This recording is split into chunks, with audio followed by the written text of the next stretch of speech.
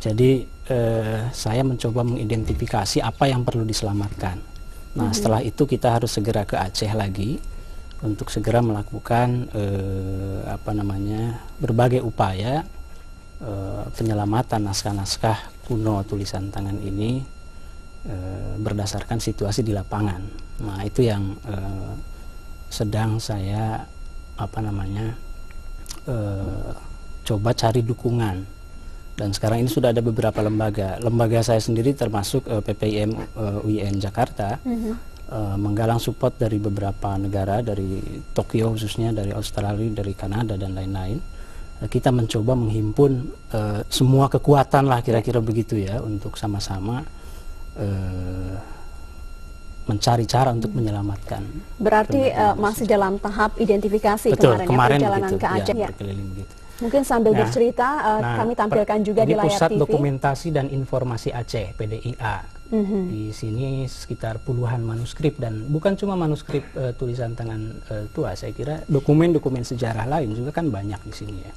Nah, kondisinya ya seperti ini. Jadi sampai saya terakhir berkunjung hari Rabu, itu sampah masih menggunung sampai ke atap, ke langit-langit ya.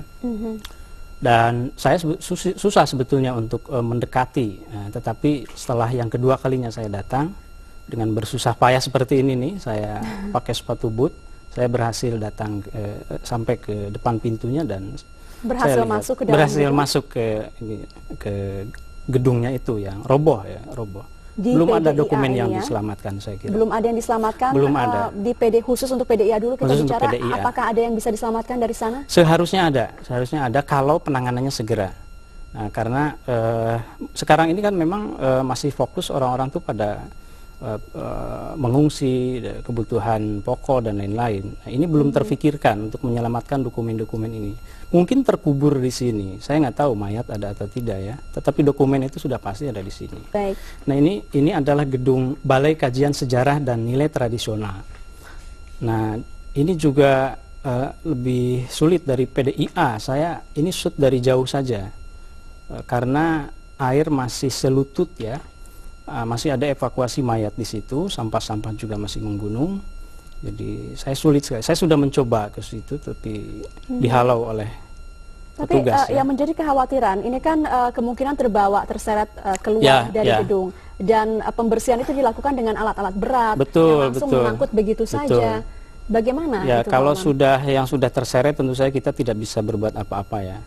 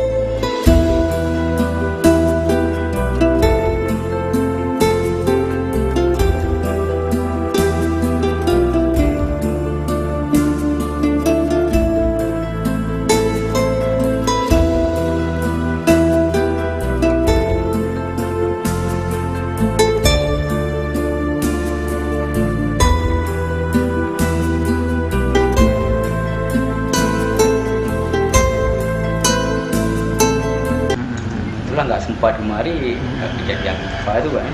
Itu disusul sama gelombang tsunami itu. Tapi air sempat masuk ke sini gitu? Air sempat masuk, cuman nggak banyak, nggak berapa banyak, tipis ya gitu. Bapak melihat kondisi ini lagi setelah berapa hari, Pak? Setelah ya seminggu lah, Pak. Seminggu saya masuk, lemari udah tumbang kan. Ini tadinya tidak di sini kan? Enggak, ini kami jemur, sempat jemur di luar. Nah itulah dari lemari-lemari tumbang itu kami angkat. Oh, ini yang di lemari ruang yang kena air ya? Iya. Iya, yang kerusakan nih manuskrip nih, Pak, basah karena tumbang, ya kayak Aceh itu yang banyak rusak, sejarahnya sebagian, Pak ya. Clipping koran itu yang paling penting, manuskrip tua nih, Pak ya. Itu yang perlu perawatan. Kalau dari segi bangunan gimana? Bangunan aman-aman aja, Pak. Gempa nggak menyebabkan ada yang retak. Iya.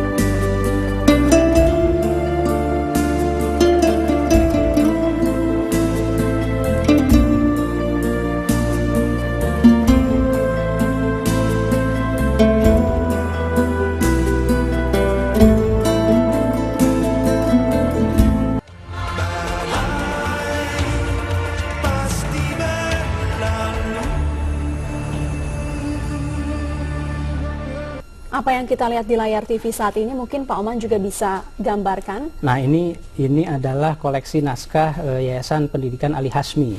Ini sebetulnya dari segi bangunan termasuk yang tidak rusak ya. Tetapi rak-rak bukunya itu banyak yang roboh. Saya ke sana itu beberapa belum dirapikan sama sekali. Begitu roboh itu kan air masuk. Lalu terendam buku-buku itu. Meskipun kebetulan untuk manuskrip itu tidak jatuh lemarinya. Jadi apakah rusak ketika terendam air? Apakah bisa dipastikan rusak? Pertama, kalau manuskrip kuno itu kan ditulis mulai abad 17-18. Kalaupun tidak ada bencana, sebetulnya karena bahannya sangat rentan, kertas Eropa, itu sudah pada lapuk seperti yang mungkin terlihat di TV ya. Sudah lapuk. Nah, kita bayangkan kalau seandainya terendam air mungkin akan lebih dahsyat lagi tingkat kepunahannya. Ya, kalau melihat dari apa yang kita lihat baru saja ya, itu dalam tulisan Arab atau tulisan Aceh juga atau apa saja isinya? Aceh ini kan saya kira tidak punya tradisi bukan tidak punya tradisi, maksud saya Aceh kan tidak punya aksara Aceh. Bahasanya, tapi bahasanya Aceh, aksara yang digunakan itu adalah aksara Jawi, jadi aksara Arab, Arab yang dimodifikasi. Nah, bahasanya itu ada 3 yang di Aceh ini. Pertama bahasa Melayu, yang kedua bahasa Arab, dan yang ketiga bahasa Aceh. Tapi itu aksaranya itu semuanya aksara Jawi, aksara Arab yang dimodifikasi sedemikian rupa gitu ya. Baik. Tadi baik. Yang ini apa yang kita lihat saat ini di layar? Nah, ini salah satu kitab masih di koleksi Yayasan Hasmi ya, yang kondisinya sudah sedemikian parah. Ini rusaknya itu, bolong-bolong itu bukan karena gempa atau tsunami ya, tetapi memang seperti itulah kondisi naskah-naskah kuno tulisan tangan yang isinya itu kan adat istiadat, agama, sosial, politik dan lain-lain. Nah, memang tidak banyak yang memperhatikan bidang ini, saya kira ya. Untuk tulisan atau manuskrip ini dari abad keberapa ditulisnya? Mungkin kalau ditulisnya itu bisa 18, bisa 19 ya. Tetapi pertama kali ditulisnya itu mulai abad ke-16 oleh pengarangnya. Misalnya karya-karya Hamzah Fansuri misalnya. Hamzah Fansuri kan hidup pada abad itu. Ya, dengan hilangnya atau rusaknya naskah-naskah ini, apa yang kemudian menjadi kehilangan bangsa ini? Saya kira salah satu identitas budaya Aceh itu kan ada di dalam manuskrip-manuskrip itu. Kalau saja ini punah, saya terus terang kita sangat prihatin karena sebagian dari identitas budaya Aceh itu juga mungkin akan punah gitu ya. Oleh karenanya ini perlu perhatian bersama, saya kira, dari kita semua, tidak hanya saya, tidak hanya beberapa lembaga. Pak Oman tadi sempat mengatakan bahwa ini isinya adalah sosial kultur kebudayaan Aceh ya. Tapi lebih detailnya seperti apa? Apakah ini dalam bentuk cerita atau seperti apa? Cerita saya kira ada ya, tetapi salah satu karakteristik utama dari naskah-naskah yang ada di Aceh itu adalah kitab keagamaan. Jadi apa yang dikategorikan sebagai sastra kitab. Kitab-kitab misalnya di Aceh ya, salah satu manuskrip Yayasan Ali Hasmi itu, nah ini Tarjuman Al-Mustafid, ini adalah tafsir pertama di dunia Melayu yang ditulis oleh Syekh Abdul Rauf Singkal, atau di sana terkenal dengan Syekh Kuala. Syekh Abdul Rauf Singkal. Ya. Boleh diceritakan siapa? Ya, Syekh Abdul Rauf Singkal itu pada tahun 1661 dia kembali ke Aceh dan menjadi pejabat istana di masa Sultanah Safiyatuddin ya. Jadi mufti keagamaan. Istilahnya itu di sana waktu itu dipakai istilah Qadi Malik Al-Adil. Itu sampai beliau wafat. Nah, pada masa-masa itu Sultanah Safiyatuddin itu beberapa kali meminta Syekh Abdul Rauf untuk menulis kitab-kitab keagamaan yang berhubungan dengan sosial, politik, budaya, keagamaan khususnya, fatwa-fatwa begitu ya. Nah, semacam itu. Nah, tafsir yang tadi itu adalah tafsir pertama di dunia Melayu, ditulis oleh Syekh Abdul Rauf Singkal. Ada satu kitab lagi yang penting, saya kira masih karangan Syekh Abdul Rauf, itu Mir'at Al-Tulab. Nah, ini adalah salah satu kitab fikih muamalat pertama di dunia Melayu. Jadi fikih muamalat itu, fikih itu biasanya kan hanya mengatur ibadah saja. Ibadah, sholat ya. Tapi kalau kitab fikih ini tidak hanya itu, juga mengatur hubungan antar manusia, bagaimana berdagang, bagaimana berpolitik dan lain-lain. Nah, ini Mir'at Al-Tulab ini kitab yang pertama di bidang itu dalam bahasa Melayu. Semacam pedoman lah ya. Ya, betul. Dan ini digunakan oleh masyarakat Aceh.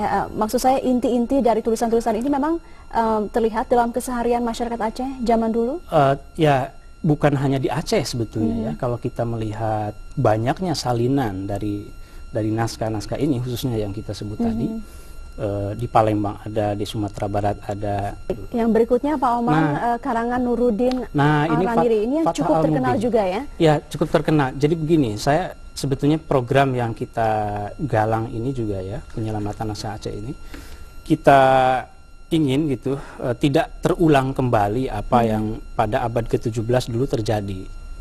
Tragedi intelektual di Aceh saya kira kan pernah terjadi. Bagaimana karya-karya Hamzah Fansuri itu dibakar karena ada fatwa. Nah, salah satu fatwanya itu ada juga di dalam kitab yang tadi kita lihat, Fathah Al-Mubin karangan Nuruddin Al-Raniri.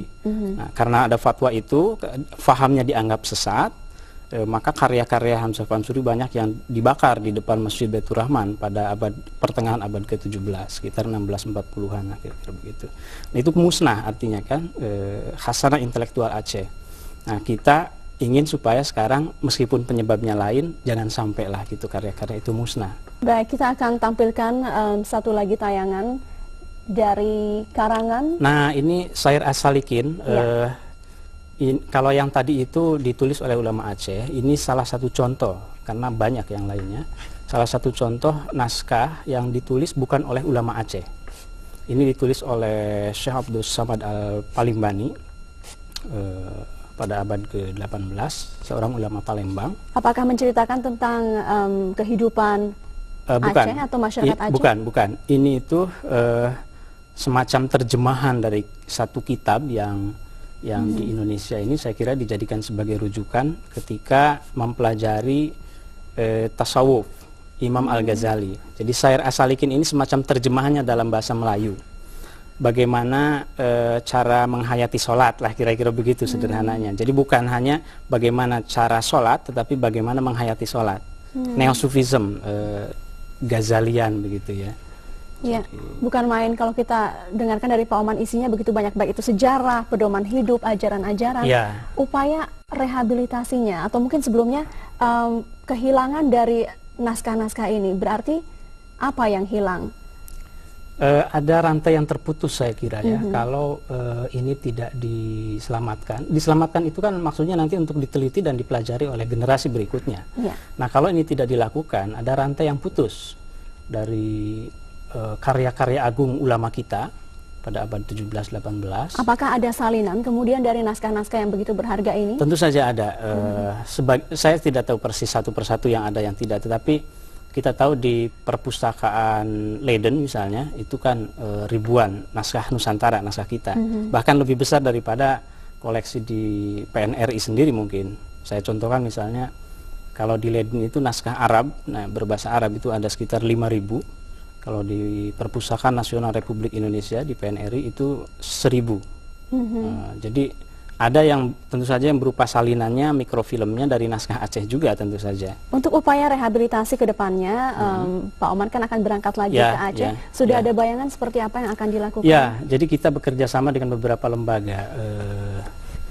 Dari Indonesia sendiri ada Yayasan Naskah Nusantara, Profesor Ahadiyati Ikram. Kemudian ada Masyarakat Pernaskah Nusantara, Mbak Titik Puji ya. Itu akan bersama-sama, antara lain misalnya kita melakukan pertama digitalisasi naskah. Jadi semua halaman naskah nanti akan difoto, sehingga kalaupun aslinya musnah, nah ini bisa tetap dibaca oleh siapapun. Karena waktunya terbatas, apakah semua proses yang Pak Oman tadi katakan ini akan dilakukan di Jakarta atau akan tetap dilakukan di Aceh? Kelihatannya akan dilakukan di sana, karena membawa naskah keluar Aceh juga itu satu persoalan tersendiri saya kira ya. Baik, agak jadi sulit, akan naskah pun apapun yang selamat akan tetap berada di Aceh ya? Ya tentu saja, itu harus. Saya sendiri rasanya tidak rela juga kalau bicara tidak mau kehilangan identitas budaya Aceh, tetapi kemudian naskahnya kita bawa, itu sama saja.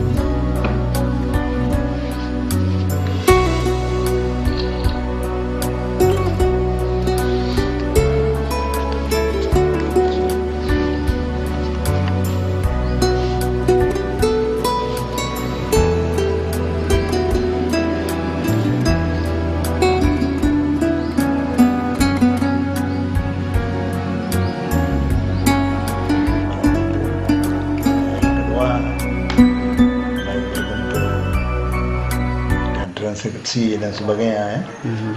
Juga itu perlu juga, karena sikap ya sekarang tidak seperti dulu ya, kita tidak bukan tidak mau dengar lagi keluarga. Daripada kita dengar keluarga ini habis akan datang. Jadi kita mengambil alih sekarang bagaimana itu mau.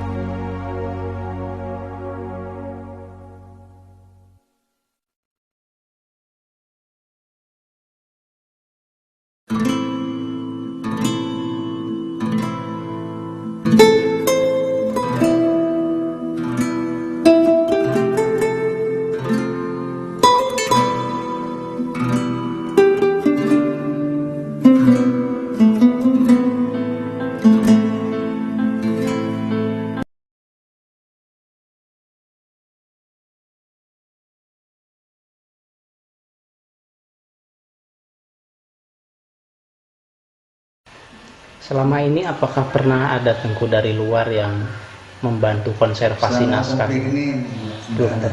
Ya, karena apa itu pemerintah Aceh pun dan begitu. Jadi tidak ada ketentuan bahwa orang-orang Malaysia pun tidak bisa kemari. Ya, selama oh gitu. Ya, 10 tahun nggak ini berarti 10 tahun. Tidak ada pemeliharaan naskah secara khusus ya sekarang.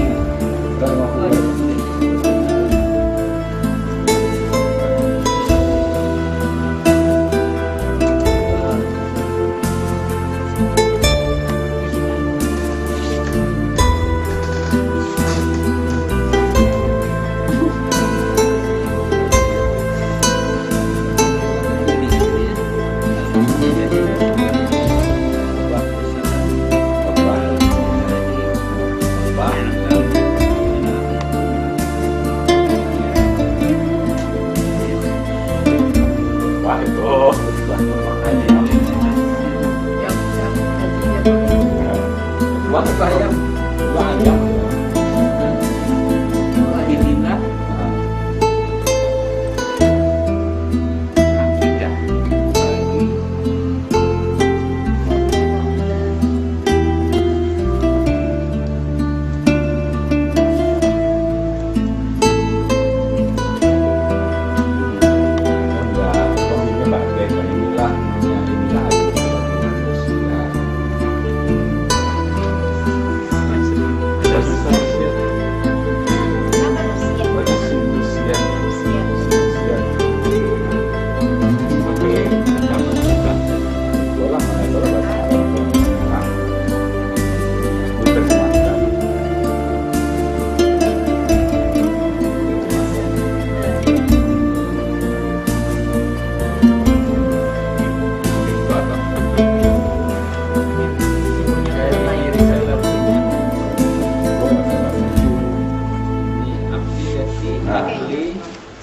Ahli sunnah wal jamaah laisa fiha sauban apa itu latihan wala subhat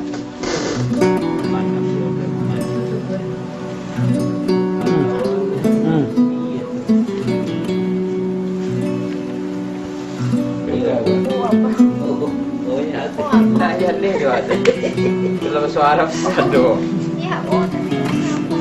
Iya, pokoknya itu doa dulu kadir nama surat ini akan disampaikan.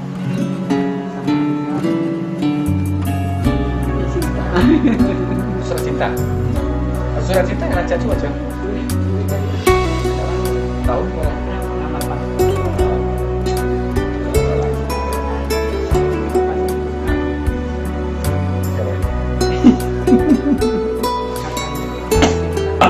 Kalau sama berdasarkan naskah pada tahun 68 sama.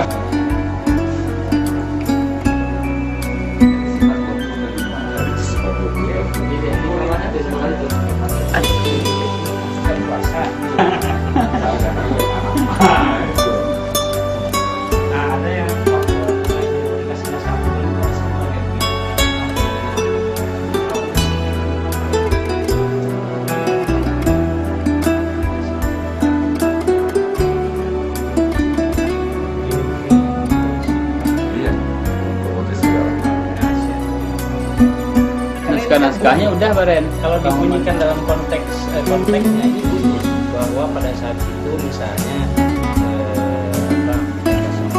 apa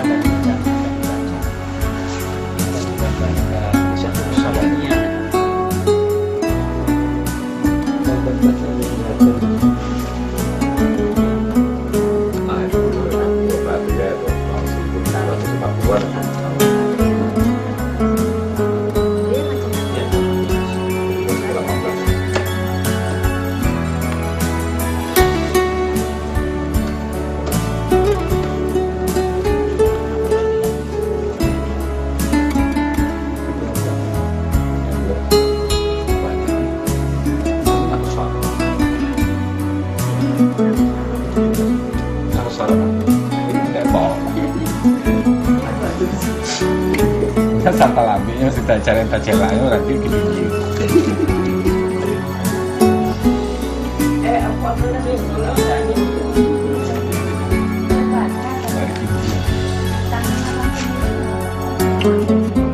Iya kan awak kan itulah Al-Quran itu kalau isinya enggak, akhirnya isinya jimat ya kan. Asal India tadi ya. Sebelah dalam rata Andre ya. Masuk itu keretanya. Ini potong itu.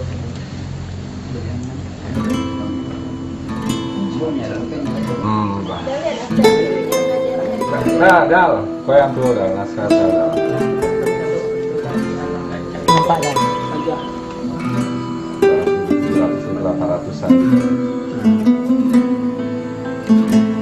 Ini bakal dibaca.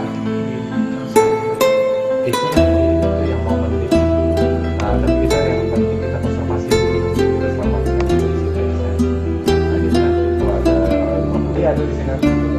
Nah, kapan lagi mau latihan? Begitu banyak ya kali latihan.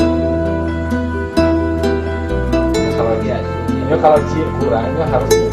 Ya sama bapaknya juga sempat. Oh, ya udah, pakai aja. Bawa aja nanti kalau mau seminar bawa laptop. Eros, Doni Eros. Kalau udah kawan lah sama. Apa ilah juga? Aku Yaman di apa? Kan ada nomor HP cewek cantik. Kira lagi pacar itu saya SMP sana aku di pacar. Cerita sejarah. Dari tahun sebelumnya, jadi mohon maaf atas apa ya Pak. Mudah-mudahan bukan silaturahmi yang pertama dan terakhir.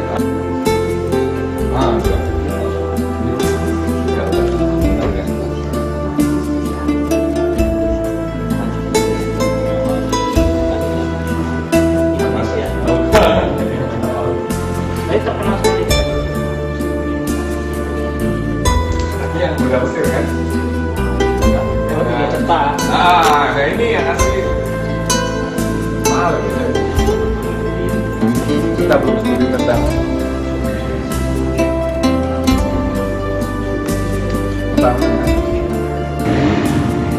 panas juga.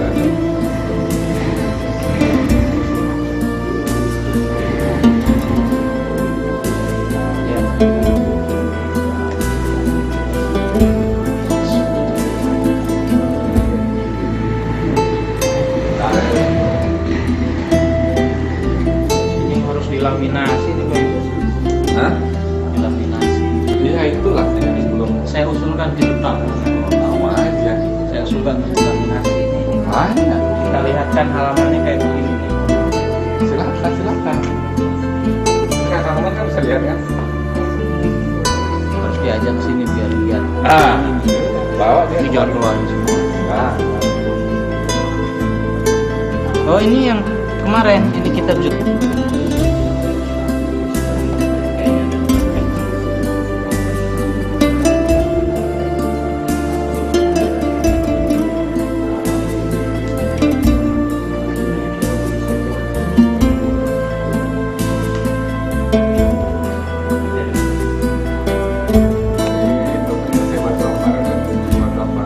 bandingin sama kita Mama. Tapi cuma dia bilang, tapi yang ini memang lebih bagus. Punya saya sudah dicetak, katanya kan. Langsung dibandingkan dengan kitab yang udah dicetak ya. lebih benar kita fikih. Hadis apa itu ya untuk urut. Iya.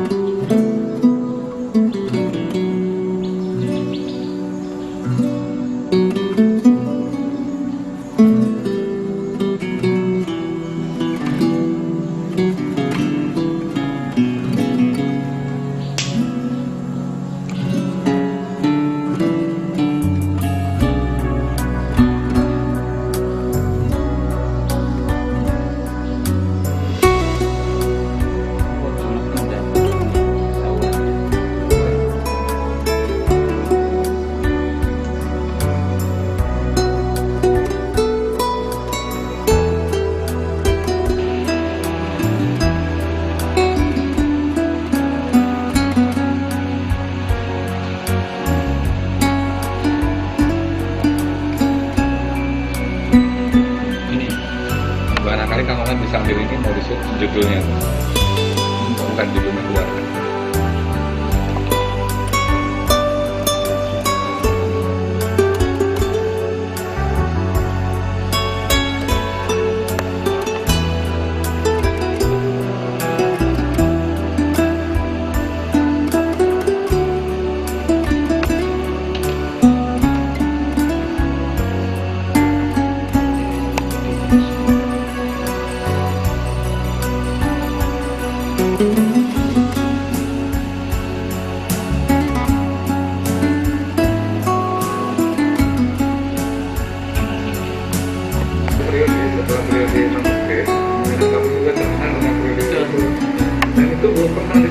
Itu mungkin seiring dengan ini ya gerakan pembaruan.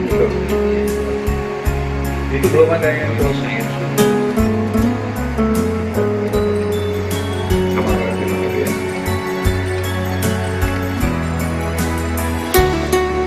tidak dasar basic tapi harus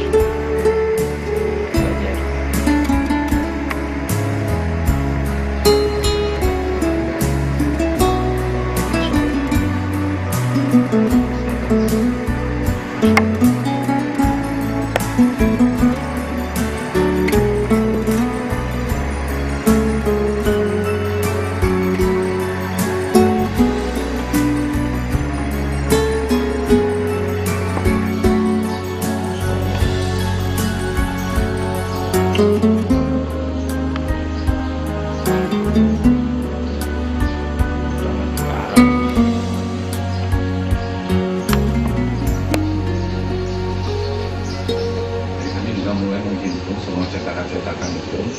kalau bisa memang grand riset gitu, jadi dari bawah gitu, baru kita kalau mau playdem gitu harus dibanding. Jadi ada di mana saja lokasinya, karena belum pernah diteliti. Bayang. Patung Nazar Al-Masani. Nama kita itu saya memberi nama Fatah Nazar Al-Masani.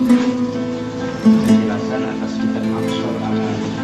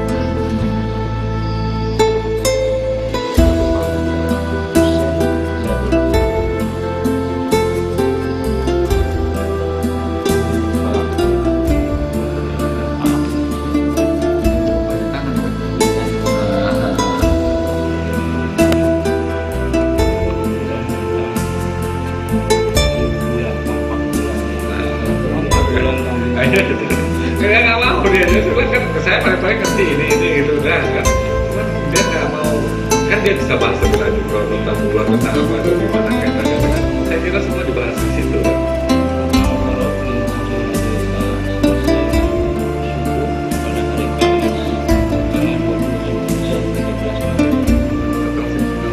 Di Mekah.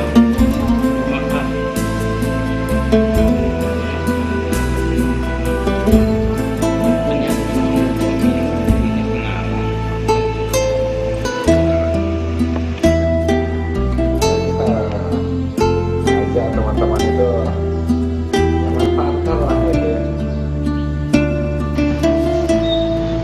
Kembang itu yang panjangnya tadi. Saya sekilas saja. Iya itu udah cukup. Ada apa mungkin tambahan informasi kalau kita Gitu.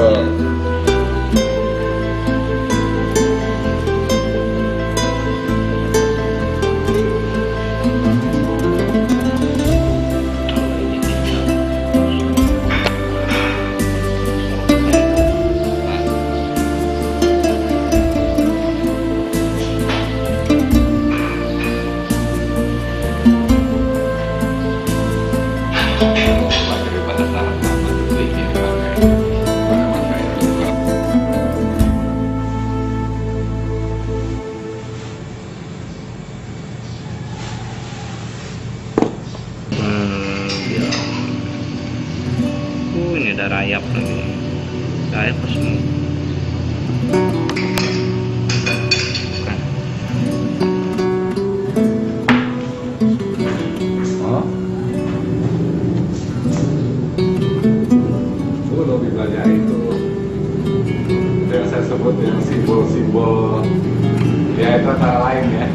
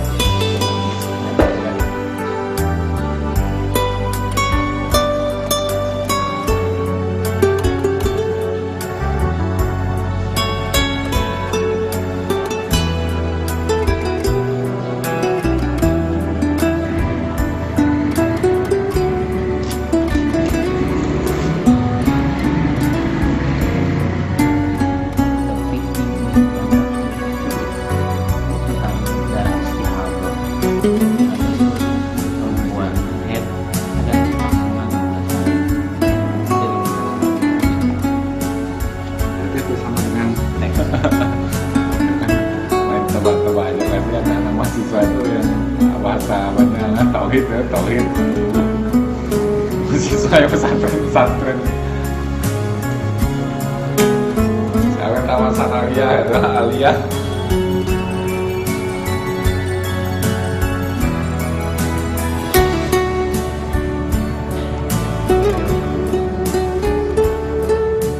Tamatlah apa yang gampang. Yang kedua pada hari Ahad pada waktu subuh dan zuhur dan amalkan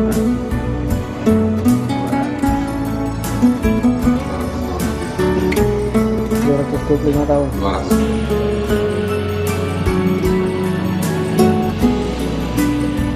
Seorang penutup bagaimana cara membagi waris kalau seseorang